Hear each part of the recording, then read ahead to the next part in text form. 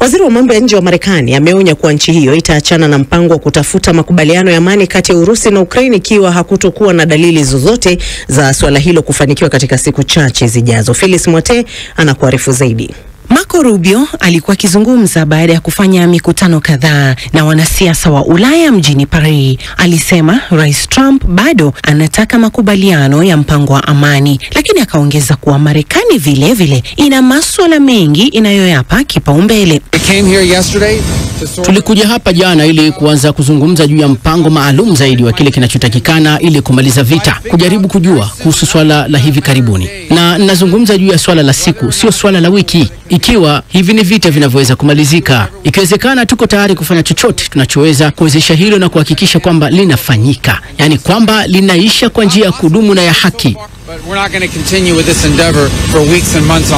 Rubio aliwaambia wanahabari kwamba Marekani inahitaji kuamua haraka ikiwa usitishwaji wa vita huko Ukraine utawezekana au la. Hatutaendelea kuweka jitihada kwa swala hili kwa wiki na miezi mfululizo. Kwa hivyo tunahitaji kuamua tena kwa haraka sana. Na nazungumzia kuhusu swala la siku, ikiwa hili linaweza kufanyika au la katika wiki chache zijazo. Ikiwa ni hivyo, tuko ndani. Ikiwa sivyo, basi tuna mambo mengine mengi tunayopaswa kuyapa kipaumbele na kuyazingatia pia.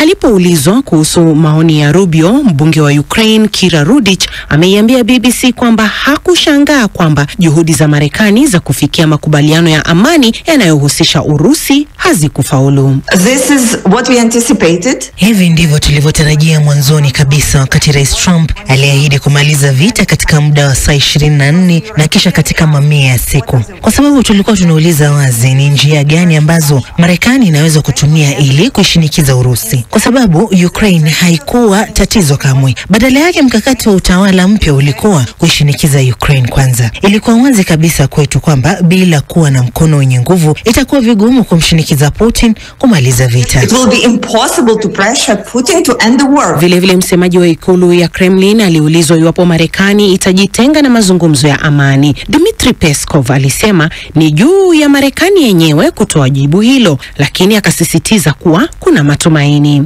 Akizungumza na wanahabari kwenye mkutano, Peskov alisema kwamba Urusi inatafuta njia ya kusonga mbele. Mawasiliano yanayoendelea ni magumu sana kwa sababu kwa kawaida mada ya suluhu la amani nchini Ukraine sio jambo rahisi. Urusi imejitolea kusuluhisha mzozo huu, kuhakikisha maslahi yake yenyewe na iko wazi kwa mazungumzo. Tunaendelea kufanya hivi. Onyo hili la Rubio limekuja baada ya habari tofauti kwamba Ukraine na Marekani wamechukua hatua ya kwanza ya kusaini mkataba wa madini baada ya makubaliano ya awali kufutiliwa mbali wakati wa mkutano wa Februari kati ya Rais Trump na Rais Zelensky, mkutano uliotubuka. Habari ya mpango wa makubaliano bado hazijawekwa wazi, lakini mawasiliano yaliyoonekana awali yanasema kwamba makubaliano hayo yameongezwa zaidi na sio madini pekee, ila yanajumuisha kudhibiti miundombinu ya nishati ya Ukraine pamoja na mafuta na gesi yake. Hospitali za eneo la Gaza zimesema kwamba takriban watu 23 waliuawa usiku kucha katika mashambulizi ya anga karibu na mji wa Khan Yunis, huku maafisa wa ulinzi wa raia wakiripoti kuuawa kwa watu 40 kote Gaza, wengi wao wakiwa katika kambi za Wapalestina waliokimbia katika makazi yao, kama anavyoarifu na Steha Mohamed. Familia ya watu 13 wameuawa na mashambulizi ya Israel huko Khan Yunis asubuhi ya leo baada ya wahudumu wa afya kusema kwamba angalau watu 32 waliuawa kwa ujumla siku ya Alhamisi huko Gaza. Waandishi wa Al Jazeera huko Gaza wanaripoti kwamba familia nyingine iliangamizwa katika shambulio la awali la Israel kwenye makazi ya Mehema kusini mwa Khan Yunis, huku kukiwa na mashambulizi waliotaja kama maksudi dhidi ya miundombinu ya misaada ya kiraia na kibinadamu. Kundi la mashirika 12 ya misaada yanasema Gaza ni mojawapo ya eneo ambalo inaonyesha picha mbaya zaidi kwa masuala ya kibinadamu kwenye historia ya kizazi chetu. Wizara ya afya ya Gaza inasema takriban Wapalestina wapatao 1165 wamethibitishwa kufariki na 1116,500 kujeruhiwa katika vita vya Israel dhidi ya Gaza tangu vilipoanza miezi 18 iliyopita. Shirika la kimataifa la Msalaba Mwekundu linasema limekasirishwa imefuatishwa na tukio la kambi kuharibiwa kwa kulipuliwa, hili likiwa tukio la pili katika muda wa wiki tatu. Shirika halikusema kituo ambacho kililengwa na wala nani alihusika. Hakukuwa na taarifa za majeraha. Mwezi uliopita, tanki la Israeli lilipiga jengo la Msalaba Mwekundu katika mji wa kusini mwa Rafa. Jeshi la Israeli limesema shambulizi hilo lilifanywa kimakosa na ulitokana na utambulisho usio sahihi. Wakati huo Hamas imetangaza rasmi kwamba haitokubali mapendekezo ya Israeli ya usitishaji wa vita kwa muda wa siku 45 ili kuruhusu kuachiliwa kwa mateka wa Kiisraeli wa 10 kuachiliwa. Kiongozi wa mazungumzo hayo Khalil Al-Haya amesema hatakubali mkataba wa amani ambao unashikilia ajenda ya waziri mkuu wa Israel Benjamin Netanyahu. Netanyahu na serikali yake wanatumia makubaliano ya sehemu kama ajenda yao ya kisiasa ambayo inategemea kuendeleza vita vya maangamizi na njaa, na hajali kuhusu mateka. Hatutahusika kwenye sehemu ya kupitisha sera hii. Khalil aliongeza kwamba watabadilishana mateka waliosalia na wafungwa wa Kipalestina wote na kusitishwa kwa mapigano. Kundi la Hamas liko tayari kwa mazungumzo ya kubadilishana mateka, idadi ya wafungwa wa Palestina ambao wanafaa kuachiliwa na ambao walishikiliwa kwenye jela za Israeli, ili kumaliza vita dhidi ya watu na kuondoka mara moja katika ukanda wa Gaza kwa ajili ya kujenga upya Gaza. Mjumbe maalum wa Marekani barani Afrika ameitaka Rwanda kuondoa wanajeshi wake wote kutoka Jamhuri ya Kidemokrasia ya Kongo na kusitisha msaada wote kwa kundi la waasi la M23.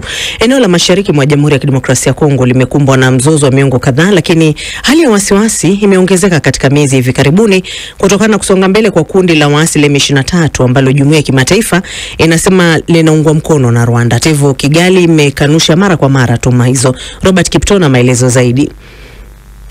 Naam, hapa niko Lubumbashi, jimboni Hoka Tanga, ambalo ni jimbo limechukuliwa kama mji mkuu wa shaba mtini DRC. Ni hapa ndo wasimamizi wa maonyesho yanayoitwa Expo Beton walifungua mkutano huu wa 9 mbele ya Rais Tshisekedi na wageni wengine kutoka nchi jirani kama vile Angola, Zambia na Tanzania. Lengo ni kuangazia haswa utekelezaji wa njia ya reli ya zaidi ya kilomita 1700 ambayo itaunganisha nchi hizo, haswa usafirishaji wa madini ya DRC. Kwa mujibu wa Jaba Manisa, mratibu wa maonyesho haya, muongo mmoja uliopita DRC ilizalisha chini ya tani 400,000 za shaba. Mnamo mwaka 2024 kiasi hiki kimefikia tani milioni 3, na makadirio kutoka kwa taasisi za fedha za kimataifa yanatabiri hadi tani milioni 8 kufikia mwaka 2035. Na sasa imekuwa vigumu kusafirisha madini haya. Il y a une décennie, la RDC produisait moins de 400 000 tonnes de cuivre. En 2024, ce volume a atteint 3,1 millions de tonnes et les projections des institutions financières internationales annoncent jusqu'à 8 millions. Ongezeko hili la uchimbaji madini linaleta changamoto kubwa. Swali si kama DRC ni tajiri. DRC ipo katika masoko kadha za kimikakati za Afrika. Hakuna njia, tumekabiliwa na msongamano wa magari na gharama za vifaa vya usafirishaji inaongezeka kwa 30% hadi 40%. Kwa kuzingatia hili, ni muhimu kufanya miundo mbinu ya sasa, kuimarisha mtandao yetu ya reli na barabara, kuimarisha ushirikiano na majirani zetu wa SADC ili kurahisisha usafirishaji wa raia wetu na bidhaa vyao. Pour fluidifier la circulation des biens et des personnes. Lubito ndo njia hiyo ya kilomita zaidi ya 1700. Mradi ulizinduliwa mwanzoni mwa mwaka huu nchini Angola. Njia hiyo inagharimu zaidi ya bilioni 1 dola za Kimarekani, mradi ambao unafadhiliwa na serikali ya Marekani. Kwa mujibu wa Rais Tshisekedi, mradi huu ambao licha hujaanza kutekelezwa hapa mjini DRC utakuja kutatua shida la usafirishaji wa madini ya DRC na pia raia. Le développement de la République démocratique du Congo passe par un impératif: le désenclavement. Maendeleo ya Jamhuri ya Kidemokrasia ya Kongo yanahitaji jambo moja: kuunganisha mikoa yetu yenye utajiri wa rasilimali, hususan mikoa ya kusini inayojumuishwa katika nchi za Jumuiya ya Maendeleo ya Kusini mwa Afrika SADC. Hilo ndilo lengo letu kwa sasa. Njia hiyo itavutia wawekezaji, itaunganisha bandari za Atlantiki na India. Kuna kamati ya serikali inayofuatilia utekelezaji wa mradi huu kwa haraka. Reliant nos pôles économiques aux marchés régionaux et continentaux. Marekani na China zinashindana kwa sasa kuagiza madini muhimu ya Jamhuri ya Kidemokrasia ya Kongo ambayo inachangia katika utengenezaji wa vifaa kadhaa vya kielektroniki. Biletimsoshi, BBC, Lubumbashi.